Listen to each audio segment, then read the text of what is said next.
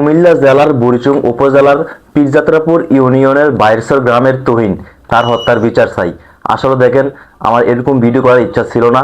একটা মায়ের বুক খালি হয়ে গেছে। তার মায়ের ভিডিওটা আমার সামনে আসছে, তার আহাজারি শুনে অনেক স্থানীয় লোকজন, হ্যাঁ, কোন রাজনীতি ব্যক্তিরাই হুমকি দিচ্ছে বিচার না চাওয়ার জন্য, কোন মামলা না করার জন্য। আসলে ওই দিক থেকে বিবেচনা করে আমি জানি আমার এখানে কুমিল্লার অনেক মানুষ এঙ্গেজ আছেন, হয়তোবা ভিডিওটা করলে আপনারা শেয়ারের মাধ্যমে তিনি সুষ্ঠু বিচার পেতে পারেন, সেজন্য ভিডিওটা করা। দেখেন, তুহিন হচ্ছে বুড়িচং উপজেলার এশা ডিগ্রি কলেজের সেকেন্ড ইয়ার স্টুডেন্ট।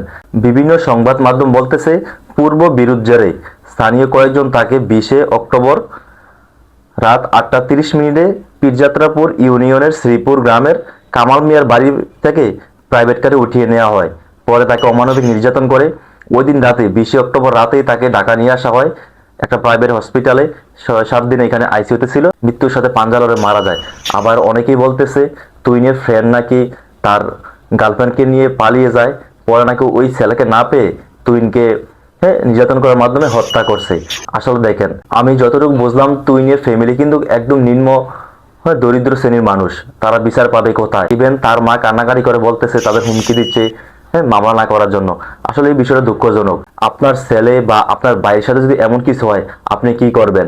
সে যত বড়ই অপরাধী হোক, হ্যাঁ, সে তো একটা স্টুডেন্ট। বা আপনি তাকে এইভাবে উঠিয়ে নিয়ে এসে অমানবিক নির্যাতন করবেন, তাকে মেরে ফেলবেন কোনো বিচার ছাড়া? আসলে এটা হতে পারে না।